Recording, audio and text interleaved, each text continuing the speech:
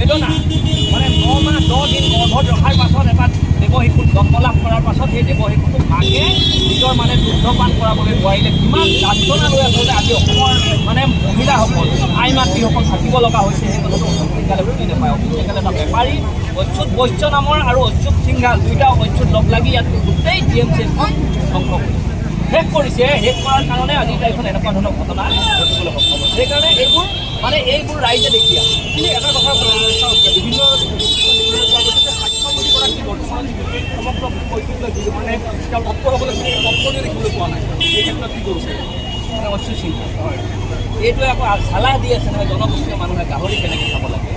আমি গাহৰি মই ৰাজু কুমাৰ মই আহোম ল'ৰা মই গাহৰি কেনেকৈ খাওঁ সেই অচ্যুত সিংহালৰ পৰা শিকিব লগা নাই। জানে অসমৰ মানুহে, অসমৰ জনগোষ্ঠীয় উত্তৰ পূৰ্বাঞ্চলৰ জনগোষ্ঠীয় মানুহে কেনেকৈ খাদ্য খাব লাগে জানে। তাক চালাহ দিবৰ কাৰণে স্বাস্থ্যমন্ত্ৰী দায়িত্ব লৈছে নেকি? এই ইমিডিয়েট বৰ্খাস্ত কৰিব লাগে। ইয়াক মানে অসমৰ পৰাই আচলতে অসমৰ ৰাইজক মানে বুজক বনাবৰ কাৰণে এনেকুৱা ধৰণৰ মানুহক আচলতে তেনেকুৱা ধৰণৰ দায়িত্ব দিছে।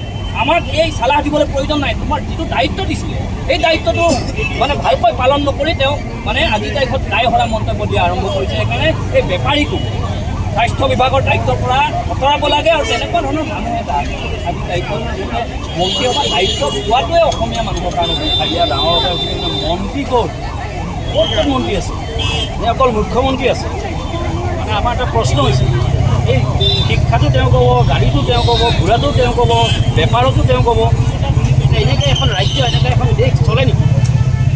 আজি এই এজন জন্ম হোৱা শিশুক ৰক্ষণাবেক্ষণ দিব পৰা নাই, সমগ্ৰ জনসাধাৰণক কেনেকৈ ৰক্ষণাবেক্ষণ দিব? আকৌ ৰক্ষণাবেক্ষণ দিব নোৱাৰি বন্দুক লয় কিবা লয় এইবিলাক উচতনি দি আছে। গোটেই সমাজ আৰু গোটেই ৰাজ্যখনক এটা ধ্বংসমুখৰ পৰিস্থিতিলৈ লৈ গৈ আছে। আমি একদম সতৰ্ক হ'ব লগা হৈছে। আৰু ইতিমধ্যে আপোনালোকে দেখিছে যে আমাৰ চিকিৎসা বিভাগত বহুত কাম কৰিছে বুলি মানে ফুল জাৰি মাৰি ঘূৰি ফুৰিছে, অথচ গুৱাহাটী মেডিকেল কলেজত কাৰো নিৰাপত্তা নাই।